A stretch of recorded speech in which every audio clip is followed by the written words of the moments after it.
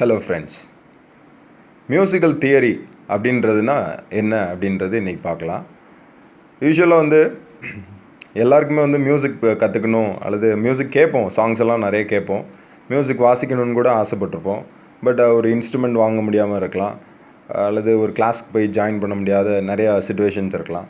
But சிம்பிளாக எப்படி musical தியரினா என்னது, மியூசிக் எப்படி சிம்பிளாக ப்ளே பண்ணுறதுன்னு அப்படின்றத இன்றைக்கி நான் சொல்லித்தரேன். உங்கள் கண் முன்னாடி இப்போ நீங்கள் பார்த்துட்ருக்கிறது ஒரு வெஸ்டர்ன் மியூசிக்கல் ஸ்கோர். பார்த்திங்கன்னா நிறைய அப்படி டிஃப்ரெண்ட்டாக இருக்கும், ஒன்றுமே புரியாமல் இருக்கும். ஸோ இதை எப்படி கற்றுக்கலாம், சிம்பிளாக இதை எப்படி கற்றுக்கலாம் அப்படின்றத இன்றைக்கி சொல்கிறேன். மியூசிக் கற்றுக்கிறதுக்கு ரெண்டு விதமாக நம்ம கற்றுக்கலாம். ஒன்று வெஸ்டர்ன் மியூசிக் ஃபாலோ பண்ணலாம், இல்லைன்னா ட்ரெடிஷ்னலாக இந்த மாதிரி கர்நாடிக் மியூசிக் சரிகமா பதனிசா ரெண்டையுமே கற்றுக்கலாம். ரெண்டுமே ஈஸி தான். பட் நம்ம எப்படி முறையாக இதை ப்ராக்டிஸ் பண்ணுறோம் அதை பொறுத்து நம்மளோட இம்ப்ரூவ்மெண்ட் இருக்கும். இப்போ ஃபஸ்ட்டு வெஸ்டர்ன் மியூசிக், அதை பற்றி நான் உங்களுக்கு சிம்பிளாக சொல்லித்தரேன். ஸோ இந்த வெஸ்டர்ன் மியூசிக் பொறுத்த வரைக்கும் ஃபார் நேமிங் எவ்ரி நோட், இப்போ நீங்கள் பேக்ரவுண்டில் கேளுங்க, இப்படி டிஃப்ரெண்ட் சவுண்ட்ஸ் இருக்குது. இப்படி ஒவ்வொரு சவுண்ட்ஸுக்கும் ஒவ்வொரு நேம் வச்சு கூப்பிடணுன்றக்காக first 7 alphabets ABCDEF and G, இந்த 7 அல்ஃபபெட்ஸை வச்சு தான் வெஸ்டர்ன் மியூசிக்கல் தியரி ஃப்ரேம் பண்ணுறாங்க. அதாவது ஒவ்வொரு, இப்போ ஃபார் எக்ஸாம்பிள் எப்படி சொல்கிறது, சி அப்படின்னு சொல்கிறாங்க.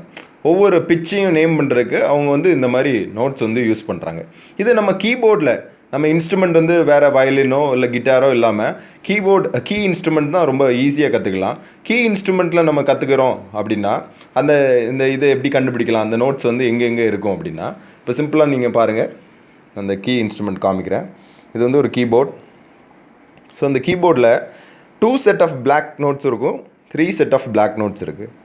இப்போ பாருங்கள், 2 set of black notes, 3 set of black notes, இது அப்படியே போயிட்டே இருக்கும். இது 2 3 அப்படின்றது மாதிரி. இப்போது இந்த 2 செட் ஆஃப் பிளாக் நோட்டுக்கு முன்னாடி வர்ற ஃபஸ்ட் நோட் பார்த்திங்கன்னா இது பேர் தான் சி அப்படின்னு சொல்கிறது.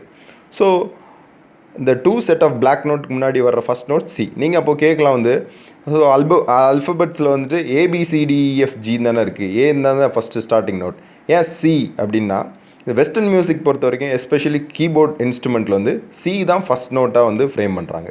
அப்போ சிக்கு அடுத்து என்ன வரும்னு உங்களுக்கே தெரியும், C, next D, E, F, G. So ஜிக்கு அடுத்தால என்ன வரணும், நம்ம யூஷுவல் ஆல்ஃபபெட்ஸில் ஹச் வரும். ஆனால் இங்கே அப்படி வராது, ஏன்னா நமக்கு 7 ஆல்ஃபபெட்ஸ் தானே. இப்போ ஜிக்கு அடுத்தால ஆட்டோமேட்டிக்லி ஏ, பி, இதுவும் சி தான், D, E, F, G இப்படி போயிட்டே இருக்குது.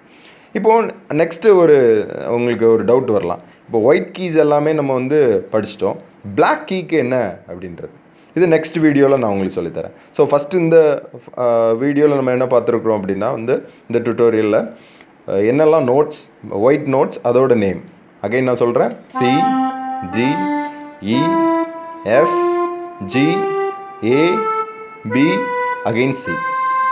So 2 set of black notes முன்னாடி வர்ற first note C, C, D, E, F, G, A, B, C. Okay, thank you.